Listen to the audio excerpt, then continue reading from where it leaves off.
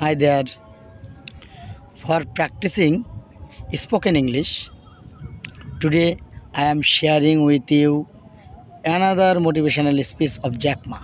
That is, there are three Q in this world: IQ, intelligence quotient; EQ, emotional quotient; and LQ, Q of love quotient. When IQ and EQ connected, that means when brain and heart connected, that is the knowledge and wisdom connected, that is called innovation. But I believe if you want to be successful, you should have EQ. If you don't want to be fail quickly, you should have IQ. And if you want to be respected, you should have LQ, Q of love.